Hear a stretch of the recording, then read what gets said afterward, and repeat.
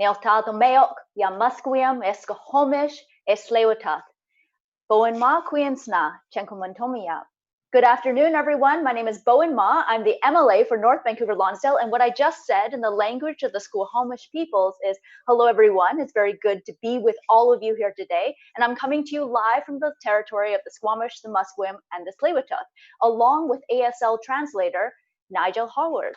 Now, of course, we're coming live digitally, so I know that a lot of you are coming from other traditional territories all over the province, and in particular, I have two very special guests joining me from the traditional territory of the Songhees and the Esquimalt people, Premier John Horgan and Finance Minister Carole James. Welcome, everyone. So the COVID-19 pandemic affects us all as British Columbians, business owners, community members, all of us. And I know that there are a lot of questions about how and when the province will start to reopen. Premier John Horgan and Minister Carole James are here today to answer your questions about BC's restart plan, which was announced earlier this week. Here's a quick overview of how the next hour of our virtual town hall will go. So first, Premier John Horgan will start us off with some brief remarks, about 3 minutes, followed by Minister James. For those of you who have a question to ask and were unable to submit the question ahead of time, you may also submit questions in the comments section of the live event here on Facebook. Now, over the last 24 hours, we've received about 900 questions, and we've got about 45 minutes for this town hall. So we'll do our best to cover as broad a range of questions as possible, but if you don't get your question answered, please do take your question to your local MLA or visit gov.bc.ca/COVID. That's gov.bc.ca/COVID. Now, we've organized the questions today by theme, the ones that have already been submitted, because I know some of you are also submitting questions live. But of the questions that we've already received, we've organized them by theme so that everyone's question is covered as much as possible. And again, for those of you who are bringing questions in live today, I'm going to try to get through as many of them as I can. So let's jump right in with opening remarks. And Premier John Horgan, why don't you start us off? Thanks very much, Bowen, and it's great to be here on Facebook Live with Carole James and you and Nigel to talk to people about this extraordinary period of time that we're living through. It was back on March 5th that Dr. Bonnie Henry, Minister Dix, and I had a press conference in Vancouver to tell British Columbians that we were instituting our pandemic response plan. I never thought I would ever say those words, pandemic response plan, but the government of British Columbia has an emergency plan for any eventuality, even COVID-19. At that time, we started putting in place measures to restrict personal behavior. And as the month went on, we started to say to some parts of the economy, we have to shut you down. Things like personal services, haircuts, salons, wherever there was close personal interaction, Dr. Henry directed that those businesses cease operation. Similarly, hospitality, pubs, restaurants, where there's again close interaction, they were ordered to close. And for the past 2 months, those employees, those workers, those businesses have been without any revenues at all to meet their needs within their own personal lives or the success or the viability of their business. Carole will talk about some of the programs that we put in place to complement the work of the federal government to help those people that were displaced. But for the rest of the economy, whether it was agriculture, tree planting, forestry, a whole range of manufacturing and construction, instead of shutting it down as other provinces were doing, we put in place measures to ensure that they could continue to operate safely. We did that by working with a thing called WorkSafe BC, which many of you may have never heard of. But WorkSafe BC has been in place for almost 100 years to make sure that workplaces are safe for individuals who work there as well as for customers. So WorkSafe BC and the Public Health Office, headed by Dr. Henry, put in place operating procedures for those businesses to keep operating. So the impact on our economy has not been as great as it has been on Alberta, Ontario, Quebec, who put in place what they call a full lockdown. And despite their full lockdown, the results of our efforts here in British Columbia, each and every one of you practicing safe physical distancing, washing your hands, not going to work when you're sick, has been able to flatten the curve of the growth of COVID-19 here in British Columbia. Sadly, 125 people have lost their lives. Loved ones left behind are still grieving at the loss of grandparents, parents, brothers, sisters. In other jurisdictions like New York, like Italy, and many parts of Europe, enormous amounts of carnage to healthcare, to families, to communities was what we wanted to try and avoid. And so far, so good. And because of that, we're taking the steps now to restart our economy, slowly but steadily, bit by bit, bringing back services so people can continue to interact personally, they can interact socially, as well as have that economic activity that's so critically important to all of us. We'll be able to talk about all of those issues over the next hour, but I'm going to pass the torch over to Carole to talk about some of the initiatives that we put in place to protect workers, to protect businesses, and most importantly, to protect communities. Thank you so much, Premier. Minister James. Thanks so much, Bowen, and thank you, Premier, as well. And thank you to all of you who are watching and joining in today. I want to start, as we always do, to say thank you to all the frontline workers. You've done an exceptional job and continue to do an exceptional job, and we want to send our huge appreciation to all of you. I think there's no question that businesses are eager, as we are, to ramp up, to be able to open up, to get the economy going again. And I want to say thank you to business owners, to entrepreneurs, to others for all of your efforts as well.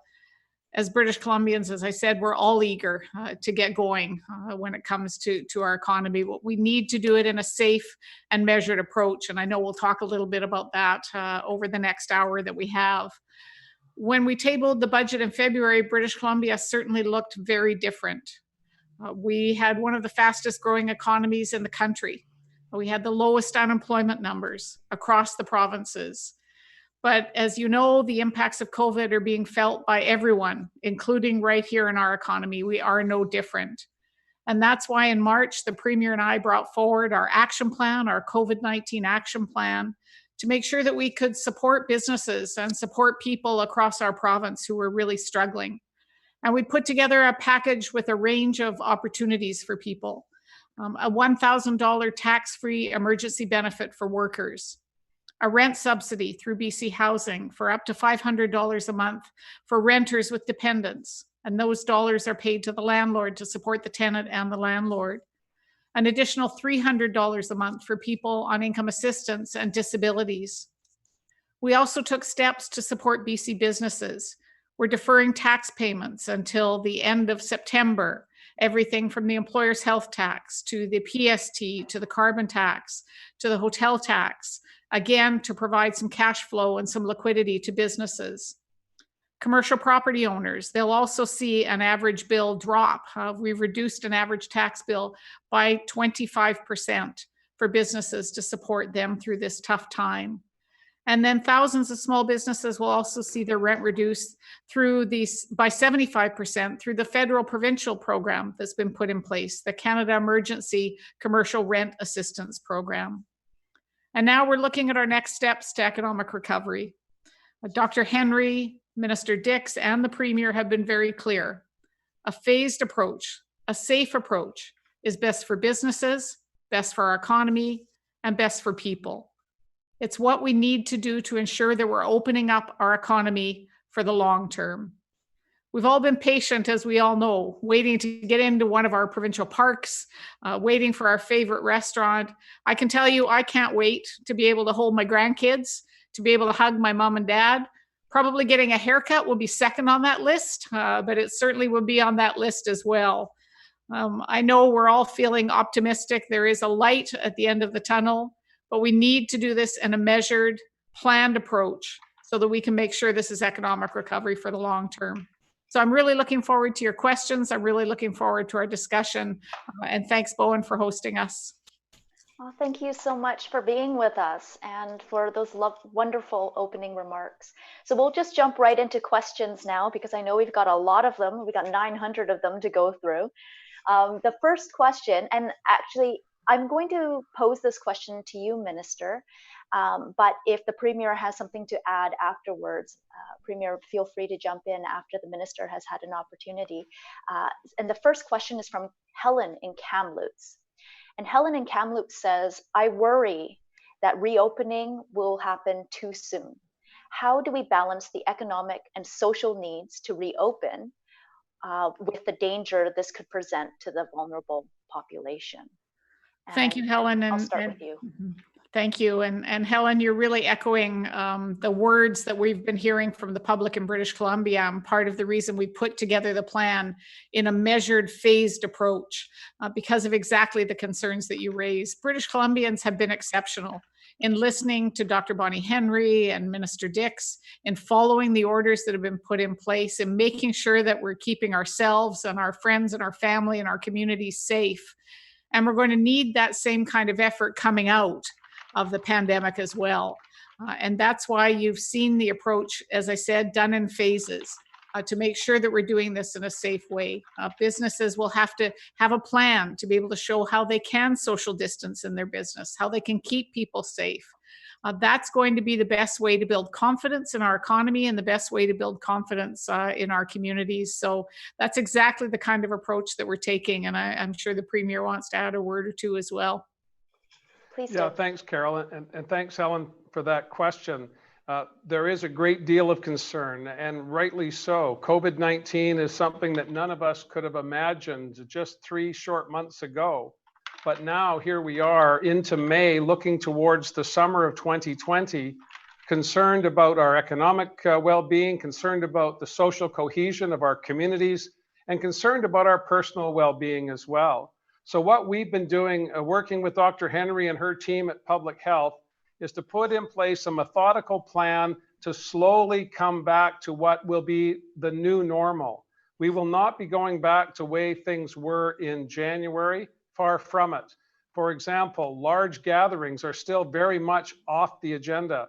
Gatherings of 50 or more people will not be allowed in British Columbia. So let's work back from there. What does that mean for economic activity? What does that mean for our schools? What does that mean for our local sports and recreation programs? What does it mean for accessing the spectacular public amenities we have here in British Columbia? Slowly, we'll be starting to open those things up. In March, many of the retail businesses that have been closed for the past month and a half were not ordered to do so. They made a choice to close down for the well-being of their employees, and also because, by and large, people were not shopping. To rebuild confidence in the economy, we need to make sure that consumers, people, are comfortable when they go into a business that they're going to be safe and the workers there are being protected as well. And we've seen this in our grocery stores and in those retail outlets that have remained open. New techniques of delivering products to the public have been developed.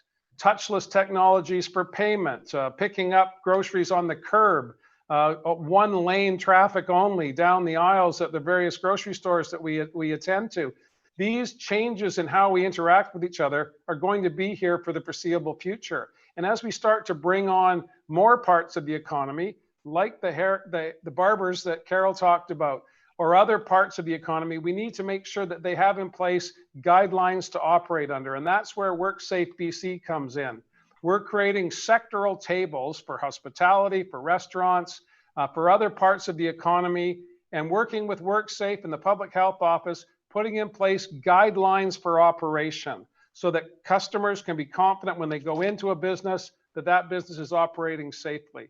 The reason we have to go at a slow pace is because the public wants us to do that. Helen, you're like everyone else. Let's get going, but not too quickly. Thank you so much for that. So our next question is from Holly in Victoria. And I'll read the question, and I think I'll pose this to you, Premier. The question is, I have a child who would love to go back to school. She greatly misses her teacher and friends. How can us parents ensure social distance when they're at school? Yeah, Very, very good question, Holly. My daughter-in-law is a kindergarten teacher. I have a niece who's a teacher as well. And of course, I remember the first day we took our oldest son to school. My wife and I wanted to peek in the window and watch throughout the day to make sure he was safe. That's a natural response for parents to have. But as you know, our public school system is one among the best in Canada, and our teachers, our support staff, our superintendents, our principals work every day in normal circumstances to make sure our children are safe, they're well cared for, and they're learning every day about not just math and reading, writing, and arithmetic, but also how to interact with each other in a social way. We need to make sure our kids can get back to school. It's a joyous place for most children, and it's a joyous place for teachers as well.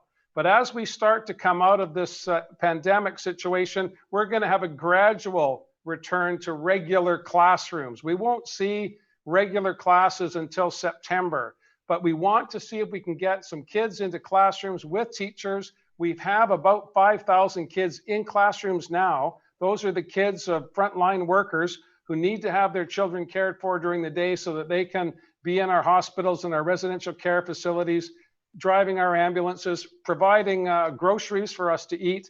So those workers have had their children in classrooms for the past month and a half. The virtual learning that's been going on has been quite successful. I've talked to many teachers who are very enthusiastic about that, but nothing replaces being in a classroom with your kids. And so we're going to be putting in place measures. Rob Fleming, the Minister of Education, and I will be making an announcement near the end of May about how we plan to go through the month of June. It will not be a full start, it will not be a halftime start, and it will not be mandatory.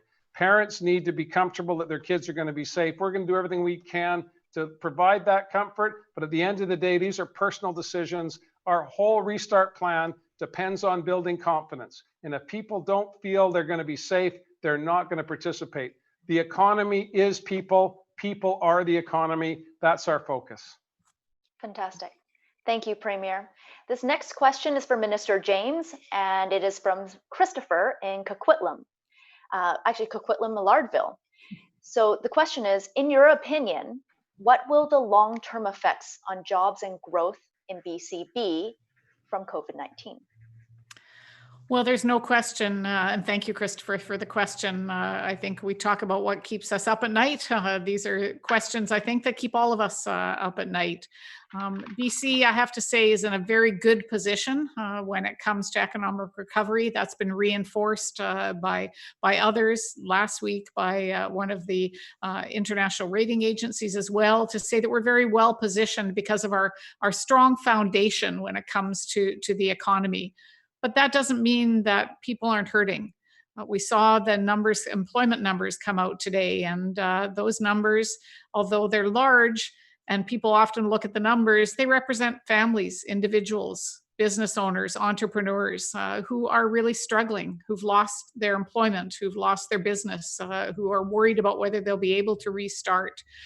So there is no question that British Columbia, as a small open economy, is going to be impacted just like every part of the country, and every part of the globe is going to be impacted as well. But I also have great confidence in the people of British Columbia. I have great confidence in the workers and the entrepreneurs and the business owners who are really getting down to the work that the Premier was mentioning, the work around preparing the plans for each sector, making sure that their business can social distance, physical distance, that they're supporting their workers as well as the customers. So I do have confidence that we're going to see our economy rebuild. There are going to be some sectors, no question, that are going to be impacted tougher than others. Sectors that rely on international visitors, for example. That's going to be a longer time before we see that kind of travel coming back. So I think there's going to be work to do, and we will, and we have started that process around economic recovery. We're working with business leaders, First Nations, people from the not-for-profit sector, because they play a critical role in our communities as well, labor, to be able to look at the ideas and the approaches that are coming forward. Ministers are reaching out to their sectors as well to have those conversations. So all the best and the brightest ideas are going to be welcome as we build that economic plan. But, I'm a proud British Columbian. I'm pretty confident that we're going to see the economy rebuild and be stronger than ever. It's going to take time, and we're going to have to support each other because it's going to happen at different times for different sectors. So I think with that support, with that pulling together that we did coming into COVID-19, I'm feeling confident that we're going to come out the other side as well. Well, if you're confident, Minister, I'm confident. Thank you. The next question is for the Premier, and it is from Liz in Burnaby, and it's on a topic that I'm pretty passionate about as well, public transit. The question is, what is the plan to ensure TransLink is in sync with the restart plan? For instance, to provide a high level of service while also maintaining physical distancing. Thanks, Bowen, and thank you, Liz, for that question. Fundamental to the restart is ensuring that our public transit system is there for workers so they can get from their homes, from their communities to their workplaces. One of the biggest challenges we've seen in the past 6 weeks is the complete drop-off of use of public transit, whether it be on the BC transit system outside of the Lower Mainland, whether it be TransLink within the Lower Mainland, or even BC ferries to rural and remote and coastal communities and the various islands that are dependent on the ferry system. We've seen a drop off of 80 to 90% ridership in those areas. And when it comes to ridership, TransLink depends on the fare box for a significant part of their revenue. And so I've been engaging with the federal government, as has Carole, she with the finance minister, myself with the prime minister, to say that if we're going to be putting in wage subsidies for Air Canada, for WestJet, as appropriate as those may be, we should also look at our public institutions, our public transit systems in Victoria, Vancouver, Kelowna, Calgary, Toronto, Montreal. All of these communities depend on robust public transit systems. And those systems are hemorrhaging dollars right now. I'm very pleased to say today, Bowen, that the government has reached an agreement with TransLink to make sure that they're not cutting routes the day that we're asking people to start going back into the economy. But this is going to be another one of those cost questions that we're having to put on the table amongst a whole host of other issues. Oftentimes, and Carole knows this as best of all as the Minister of Finance, managing the public resources is a critically challenging part of being in government. There's no end of the requests for funding. There is a limit to the amount of funding that comes in. And that's why governments make choices, make decisions that are in the best interest of the greatest number of people. We need to have a robust, dynamic public transportation system. We have plans to expand billions of dollars of capital investment in SkyTrain, more buses, more routes, at a time when we've seen a complete collapse of the system. We all need to work together. We all need to be confident that when we get back on the bus or the SkyTrain, we're going to be safe. So TransLink is putting in place initiatives, significant cleaning within the system, regular washing down and sanitizing of the facilities and the infrastructure, and also trying to find a way to ensure that we do not have packed buses, we do not have packed SkyTrain cars. We need to make sure that we're creating the distance and the space. And I think you're going to see, although it won't be mandatory, you're going to see an increasing number of people wearing personal masks, not medical grade masks, but personal masks. I think that's appropriate at this time, but we're going to see, I think, a robust restart of our transit system. And thank you, Bowen, for being such a strong advocate for transit in the Lower Mainland. Well, thank you, Premier. I know that we've come a long way in terms of prioritizing transit over the last couple, 2.5, almost 3 years, well, 2.5 years. And it's been really, I guess it's been a relief to know that our government continues to prioritize transit even through the challenging times, and I'm grateful for that. Now, this next question, actually, I'm going to go back to you, Premier, so you're not off the hook yet. This next question is for you too. Mazdak has asked this in the Facebook feed. He says, many renters feel vulnerable and want to know, will the ban on rent increases and evictions continue after May 12th? And how will you continue to help renters pay their rent?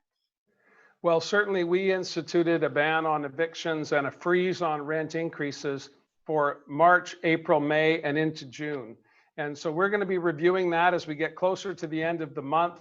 We are not out of the woods yet by a long shot. I understand the anxiety that renters are feeling. British Columbia is the only province that brought forward a program to get some dollars into the hands of renters so that they could relieve some of that burden on their monthly expenses. The cost of living in the Lower Mainland and in British Columbia is higher than other parts of the country, so that's been a big challenge. But we're working with the BC Housing, we're working with Spencer Shander Herbert, our colleague from the West End, who did an outstanding review of the whole rental sector a year and a half ago, with all of the contacts he made with tenant organizations, Landlords BC. He has been the go-between between governments and those entities to make sure we're doing everything we can to protect people. The last thing we need right now is a dislocation in the housing market that will put people on the street, or more importantly, put people out into the marketplace looking for another place to rent. We need to make sure we're paying our bills. That's important. And government's here to help to the greatest extent possible so that we don't have that dislocation in the housing market. And Bowen, if I could just add, Please. In fact, we've tried to build our plan to be able to fill gaps. It was one of the principles that we put together when we brought our COVID action plan forward, was to build on the federal initiatives. So people have the access to a number of federal initiatives. We've tried then to put in some provincial initiatives. Still more to come. There will be an increase in the climate action tax credit, for example, for families and individuals. People don't have to apply for that one. That one's done automatically based on your income. If you already get that tax credit, or based on your income, you will get the increase in the credit that comes in July. And so all of the programs that we put in place, whether it's the tax deferrals, or as the Premier was mentioning, as the questioner asked, the rent supplements, we'll be reviewing those programs and services. We'll be watching to see the economic growth that occurs, and certainly looking at what supports are needed in the short and long term. We've tried to build that flexibility into our plan as well. All right, great. Our next question is from Claire. And given that, well, I think I've lost track a little bit who I've thrown the last question to, I'm going to read it out. And I think that it's probably one that the Premier will want to answer. And the question is, and I'm sorry, I'm looking through all these Facebook questions and trying to find it again. Claire on Facebook asked, if you want people to stay home when sick, what are you going to do about guaranteed sick pay? Mm-hmm. Really good question. And I don't know, I'm sure that almost everyone who's watching this Facebook question and answer today at some point has got out of bed when they shouldn't have, put on their shoes, got on the bus and gone to work, thinking you're a hero, thinking I'm going to go in with my runny nose and I'm going to get the job done. We can no longer think that way. This is not just a BC problem. This is not a specific sector problem. It's a national problem. So one of the advantages of the COVID crisis is that I've been meeting weekly with premiers across the country on Zoom calls, on conference calls, and joined by the Prime Minister, talking about how we can have a national response to these national challenges. And on TransLink, again, I said we need to put wage subsidies in place for workers, that even though it is a public sector enterprise, we need to support it because it's fundamental to our private sector economy. Similarly, we can't put the burden on companies who are coming out from underneath 2 months of no revenue. We can't then say to them, we need to have a paid sick leave program coming from you. We need to find, I believe, a national response to this. Carole's been working with the federal finance minister. I've been working with the Prime Minister. The unemployment insurance fund, I believe, and Carole believes, is the best way forward. I've been banging hard on that with my colleagues to get them enthusiastic about this. But as Dr. Henry says, we can no longer go to work when we're sick, and we cannot be going to work because we have an economic imperative to do so. If people are masking their symptoms because they have to pay the bills, they're putting themselves at risk, they're putting their colleagues at risk, they're putting customers at risk. That's a national problem, and we need a national solution. We're not there yet, but I'm getting good feedback from my colleagues. The Prime Minister has been working every day for the past 100 days, trying to put together programs to help Canadians This is a fundamental one, and we're going to be relentless about this because it's a public health question, it's an economic question, and it's the well-being of all of us at the end of the day. We can't go to work if we're sick. Well, I'm definitely learning that too. I've also been guilty of going to work sick in the past, and that's not going to be something that we can do anymore going forward. So a good lesson for me as well. This next question is from Michael, and it's also a Facebook question. He asks, when can American tourists come without quarantine for 14 days? And what's next for our borders? That's probably another one to you, Premier. Yeah, well, it'll be a while, Michael. I'm in regular contact with Governor Jay Inslee in Washington State. One of the big challenges we had here in British Columbia, we were quick to discover that we had a case here back in February. But then we looked to the south, to King County and Seattle and Washington State, where they had a significant outbreak of COVID-19 with a significant number of deaths in a very short period of time. That said to us, to Dr. Henry, to Minister Dix and I, that we needed to make sure that the border was secured. This is not something I would normally be doing. I believe our relationship north-south with Washington, Oregon, California is one of the strengths of our economy and one of the benefits of living here on the West Coast. Progressive people living beside the ocean with a view of helping each other to lift everyone up. That's what we see on the West Coast. I don't want to compromise that, but I also want to make sure that the gains that we've made here in British Columbia aren't relieved because we have a group of people coming from the south of the border to visit spectacular British Columbia. We will see the borders remain closed for the foreseeable future. International travel is not something that's going to be coming back anytime soon, not just because of our situation here in BC. This is an international, global pandemic.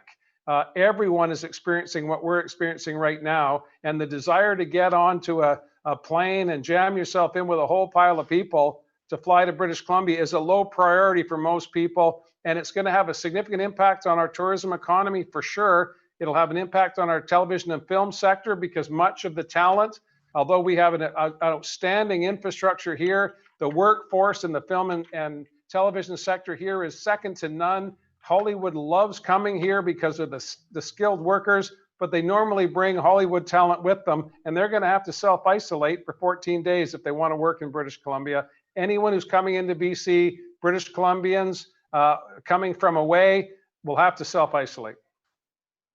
Thank you. Now, the next question is for Minister James. It's a question from Vancouver, and the question reads, parents with young children are going to be struggling to re-enter the workforce. Can we count on you to expand $10 a day childcare sites across BC? Well, it's one of the exciting initiatives that as we were elected government that we brought in as one of our top priorities. It was the largest spend in our very first budget, $1 billion to put towards childcare. We've increased it since then. So we have a very strong commitment to look at childcare across our province and to build that universal childcare, to make sure that it's accessible to parents and children who need it. And I think it's important to note that childcare isn't simply good, which it is, good for children and good for parents. It's also good for the economy because, in fact, if we provide childcare, we are able to have women, as the caller points out, women return to the workforce. It's often women who are still responsible for the majority of childcare duties. And that's a very tough time to get back into the workforce. That's the most difficult time, coming off maternity leave and getting back in. So good quality childcare ensures that there's a good productivity for employees who then aren't worrying when they're at work with their job, they're not worrying about their child and whether they're being cared for well, provides good quality support for employers. So yes, we will continue to invest in childcare as one of our top priorities as government, not simply because of COVID, but in fact, because it's good for British Columbia, good for our economy, good for children and good for parents. So it is a win-win all the way around. And I'm really proud of the work that we've been able to do as government in expanding the number of spaces and expanding affordability for families and supporting childcare workers by increasing the wages. We've been able to do that in incremental steps, provided bursaries to get people into university and college programs to be able to become early childhood educators, because there's hope in that career now with the investments we're putting in and as government. So it's an incredibly exciting time, and I'm looking forward to seeing that do nothing but continue to grow in our province. And if I could add, Bowen, I know when I first started working with Carole 2,000 years ago, she was a childcare advocate. So to be the Minister of Finance in British Columbia, we campaigned in 2017 on childcare. We've been delivering on that childcare. And one of the silver linings of the COVID-19 crisis here in British Columbia is everyone now understands the importance of childcare, not as a social program, but an economic program, and one that gives strength to families going forward in very challenging times. So childcare is front and center, has been in our government from the beginning, but I'm grateful that those in the community that were reluctant to embrace the need to expand this program now see very clearly that it's fundamental to our communities and our families going forward. And I definitely know that I've been hearing from a lot of parents in North Vancouver, where my riding is, about how grateful they are for the changes that have been made. And I know that they'll be really happy to hear that those changes are only going to, we're only going to continue to expand on universal childcare. A big plus as well, Bowen, to a number of businesses who actually have seen that as a major investment as well. You have businesses across British Columbia who've actually invested in childcare because they know the benefit it provides to them as an employer when their employees have good quality childcare, can visit the kids while they're taking their lunch break. So kudos as well to the business community that have joined together with childcare to be able to provide that support. There's definitely been an explosion of childcare spaces around here for sure. Now, this next question is back to the Premier. It's from Meredith on Facebook, and she asks, when will pubs and restaurants have access to the guidelines that they need and are expected to put in place? Thank you for that, Meredith. And the good news is that the BC Restaurant Association wasn't waiting for government to wave a wand. They were working from the beginning of the restrictions being brought into play to see how they could plan a reopening. Obviously, a larger restaurant's got more flexibility in terms of physical distancing. They've got more flexibility in terms of menu items and how they would deliver product to or food to tables. Similarly, larger pubs and pub restaurants have more flexibility. Smaller operations will be more challenged for sure. But they've been working, the Restaurant Association, on a plan to restart for the past couple of weeks. So we've connected them up with WorkSafe BC and public health officials. And I think we're going to be seeing many restaurants very early on into phase 2 of the restart, opening their doors and encouraging people to come in. And there are also those restaurants that have been focusing on takeout that can't keep pace with the demand at the door. So the business model for restaurants, the business model for pubs will be changing for sure. But those that have been focused on their customers and focused on wanting to encourage people to come back will be putting in place initiatives to make sure that can happen. Everybody wants to be able to go out for a meal and sit down and have a discussion with friends. Those days are not far off, but they're not here yet. I think after the May long weekend, we're going to see a few restarts. I've heard from others that they want to wait till earlier into June, but we are not prescribing to people how they run their businesses.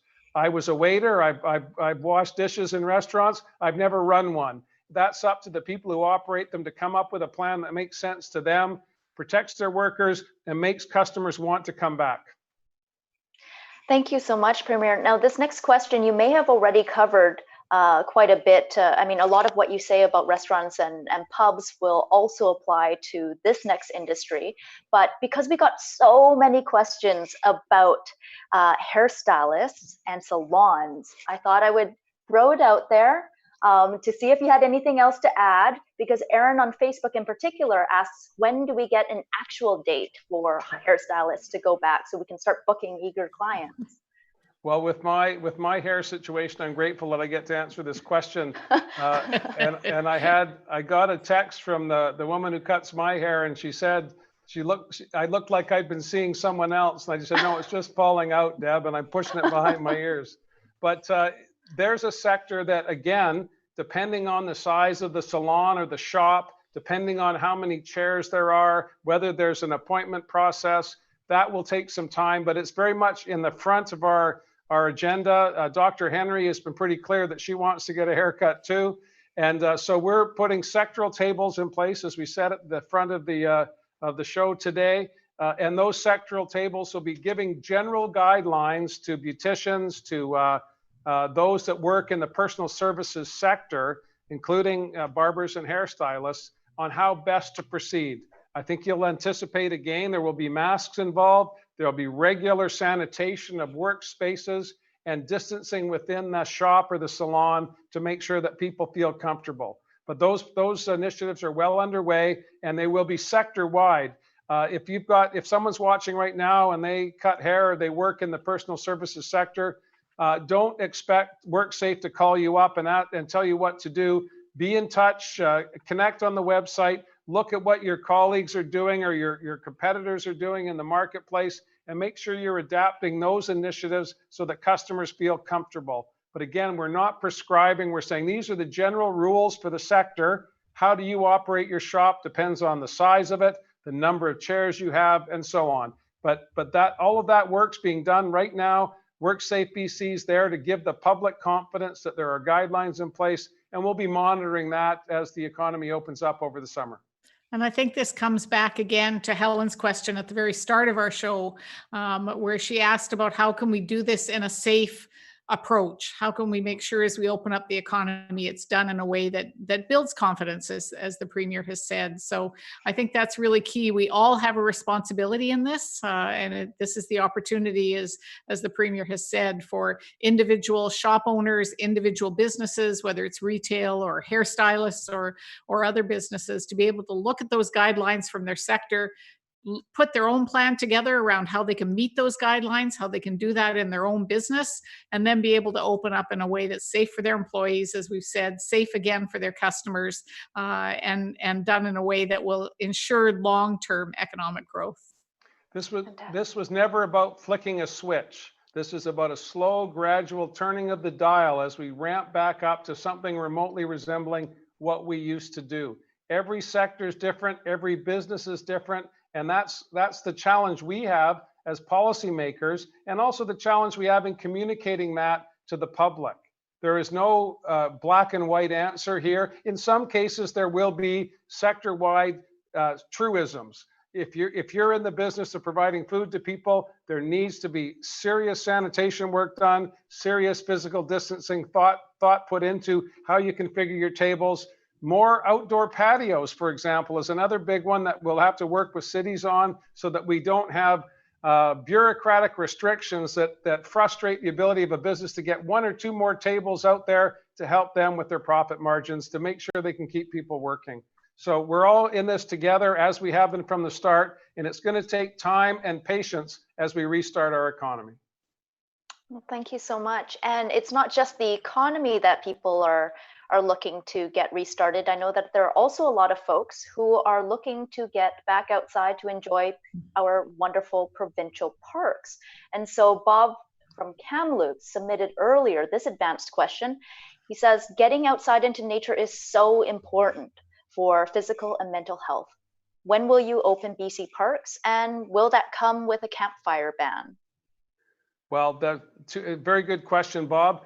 The first thing we did after the announcement of the restart was we said we were going to have elective surgeries again. 30,000 people were waiting to get a surgery for a knee or a hip or some other non-essential process. And the first thing we did was get that started again. The second thing we'll be doing is opening up our provincial parks for day use only, on the 14th of May. And as we go through the summer, we're going to see more opportunities to camp. But on the 14th of May, most of our parks in British Columbia will be open for day use. And as you quite rightly say, Bob, physical health, mental health are always improved when we get to spend some quality time in one of the spectacular provincial parks in British Columbia. But I want to reinforce, as Dr. Henry has, this is not the time to load up the Winnebago and throw the mountain bikes on top and travel across BC to somewhere else. Every corner of British Columbia is spectacular. There's beauty in every part of this province. Stay close to home, take advantage of the neighborhood that you live in, enjoy that. And as the summer unfolds, we'll be able to open up those restrictions and see more travel across BC. That's great news. Now, I also understand that not every provincial park will automatically be open on the 14th, but if you are looking to visit a provincial park near you, you can always check the BC Parks website to make sure that you have the current status of the park that you're headed over to, and that's bcparks.ca.